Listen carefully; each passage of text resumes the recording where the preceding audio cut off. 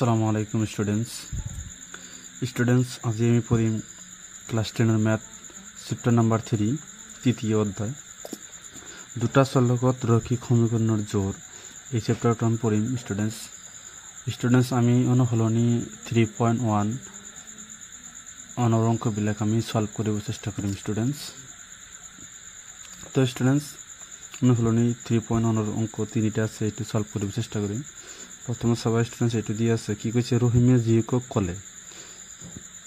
জিকক কলে 7 বছৰ আগতে মোৰ বয়স তোমাৰ তেতিয়াৰ বয়সৰ 7 গুণ আছিল আকৌ আজিৰ পৰা 3 বছৰ পিছত তুমি যিমান ডাঙৰ হবা মই তাৰ 3 গুণ হম এটো আমোদজনক নহয়নে এই পৰিস্থিতিটোক বিজীয়ভাৱে বা জ্যামিতিকভাৱে লক্ষিকভাৱে প্ৰদৰ্শন কৰা তো স্টুডেন্টস এটা আমি জ্যামিতিকভাৱে আৰু লক্ষিকভাৱে প্ৰদৰ্শন কৰিবলৈ চেষ্টা কৰিম তো স্টুডেন্টস কোশ্চেনত আমাক কি কৈছে সেই হিচাপে আমি লিখিছো ৰহিমৰ বৰ্তমান বয়স কিমান বছৰ 1 বছৰ আৰু তেওঁৰ জিয়কৰ বৰ্তমান বয়স কিমান বছৰ 1 বছৰ তাৰপৰা কি কৈছে স্টুডেন্টস চাবা তো স্টুডেন্টস কি কৈছে 7 বছৰ আগতে মোৰ বয়স আগতে কলে স্টুডেন্টস তোমালোকে মাইনাস কৰিবা কিয় তুমি ধৰি লোৱা তোমাৰ বৰ্তমান বয়স কিমান 20 বছৰ তেনেহলে 5 বছৰ আগতে কলে কি কৰিবা তুমি নিশ্চয় 20 ৰ পৰা 5 মাইনাস কৰিবা তেনেহলে তোমাৰ বৰ্তমান বয়স কিমান হ'ব 15 তেনেহলে আগত কলে আমি মাইনাস কৰিম আৰু পিছত কলে আমি কি কৰিম প্লাস কৰিম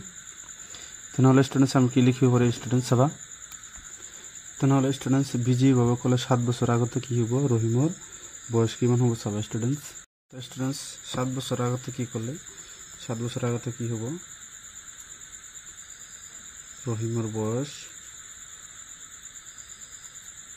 কি হ'ব মাইনাস হ'ব x মাইনাস কিমান হ'ব 7 আৰু তেওঁৰ জিওকৰ বয়স কিমান হ'ব চাবা স্টুডেন্টস তেওঁৰ জিওকৰ বয়স কি লিখিব পাৰো y মাইনাস 7 তাৰপিছত স্টুডেন্টস প্ৰশ্ন মতে আমি কি লিখিব পাৰো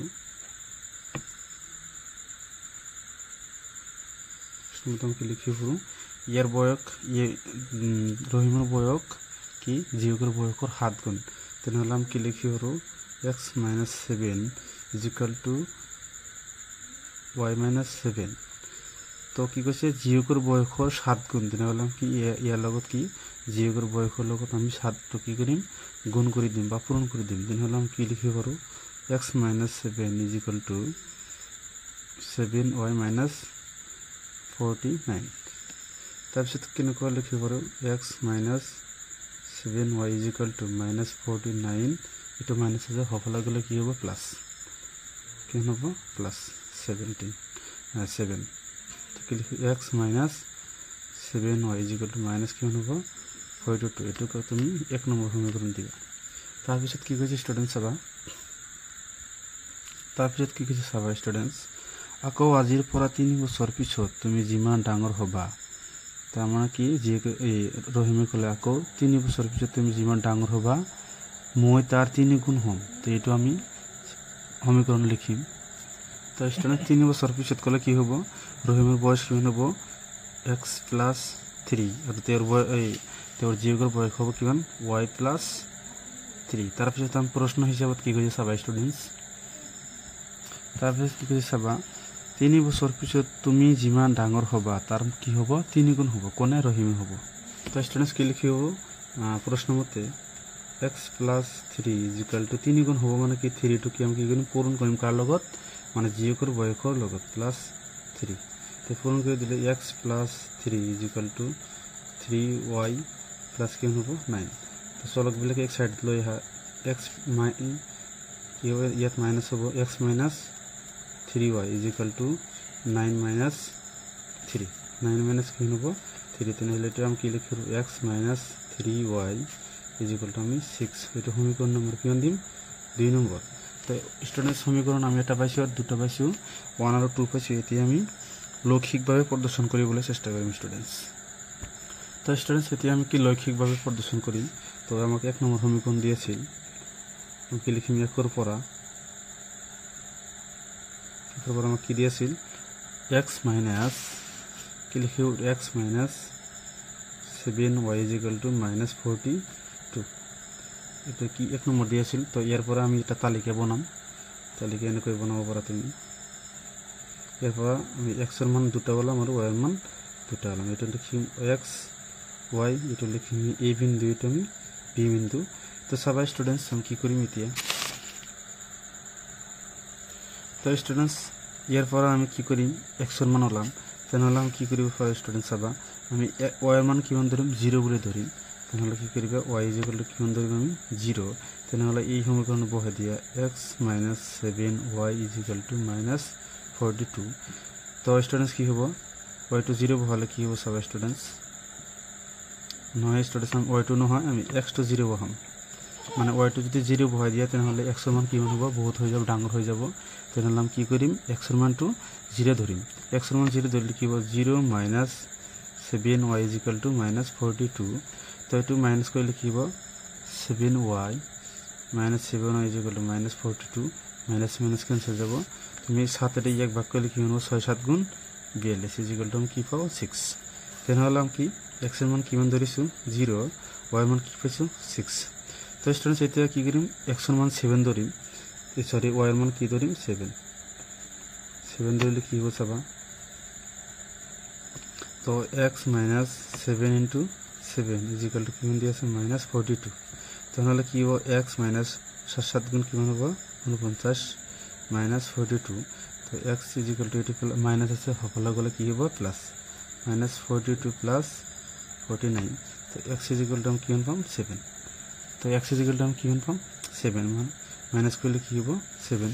তাহলে আমি কি এক্সের মান আমি কিমান পাইছোঁ 7 কি ধরি মানে ওয়াইয়ের মান কিমান ধরিছো 7, এক্সের মান কি পাইছোঁ 7 ওয়াইয়ের মান কিমান ধরিছো 7। তাহলে এইটো পাইছোঁ।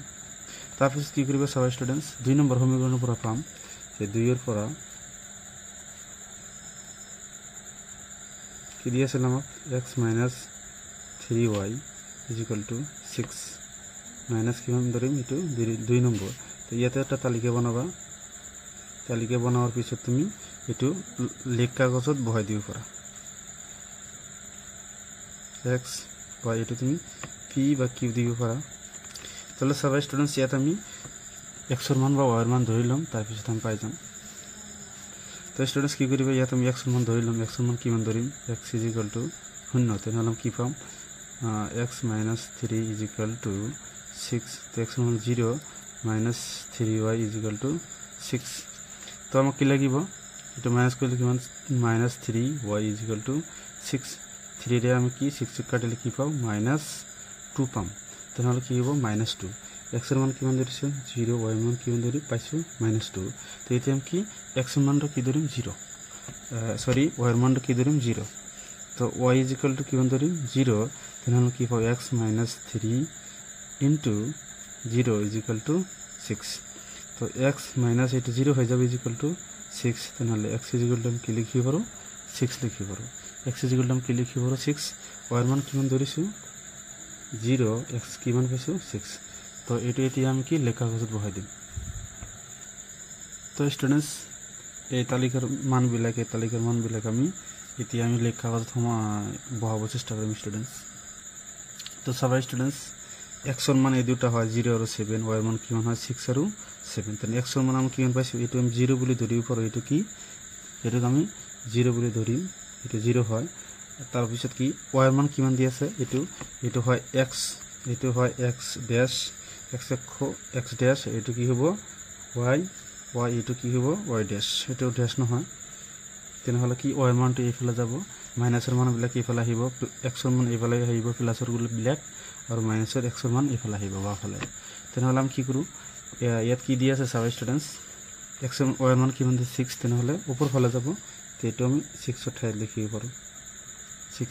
তাৰপিছত চাবা কি দি আছে চাবা স্টুডেন্ট এক্সৰ মান কিমান দি আছে 7 আৰু ওয়াইৰ মান কিমান দি 7। তেনেহ'লে ইয়াত এক্স কিমান খোজ যাব 7 খোজ আৰু ওয়াই কিমান খোজ যাব 7 খোজ। তেনেহ'লে ইয়াত আহি কাটিব। তেনেহ'লে ইয়াত এটা বিন্দু পাইছোঁ, ইয়াত এটা বিন্দু পাইছোঁ, তুমি এই দুটা লগ লগাই দিব পাৰা। তো স্টুডেন্টস তোমালোকে পৰীক্ষাত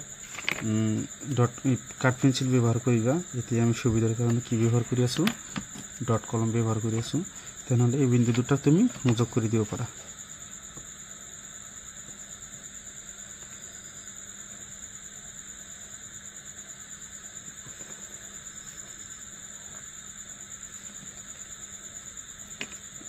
সংযোগ করে দিয়া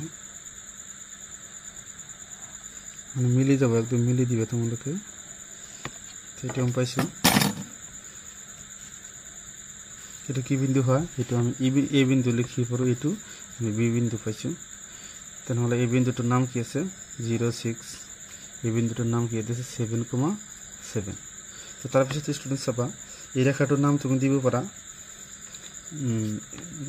তুমি আর এস তুমি কি দিব পারা আর এস তারপর চাবা কি এটা আমি বহাইছো এতে আমি কি করিম আর এটা মান আছে এটা আমি বহাবো চেষ্টা করিম স্টুডেন্ট চাবা তো স্টুডেন্টস এটা আমার মান দিয়ে আছে এটা আমি বহাবো চেষ্টা করিম চাবা স্টুডেন্ট এক্স এর মান কি মান দিয়ে আছে 0 আর ওটা এক্স এর মান দিয়ে আছে 6 তাহলে এই দুটো বহাম তারপর এই দুটো বহাম এক্স এর মান কি মান দিয়ে আছে 0 ওয়াই মান কি মান দিয়ে আছে মাইনাস মাইনাস হলে কি তল ফেলা হইবে তাহলে ইয়াতে কাটিব তারপর কি মান দিয়েছে এক্স এর মান কি মান দিয়েছে 6 ওয়াই মান কি মান দিয়েছে 0 তো এক্স এর মান কি মান দিয়েছে 6 ওয়াই মান কি মান দিয়েছে 0 এই বিন্দুটা ইয়াতে কাটিব তারপর এই দুটো বিন্দু তুমি সংযোগ করে দিও পারা সংযোগ করে দিয়া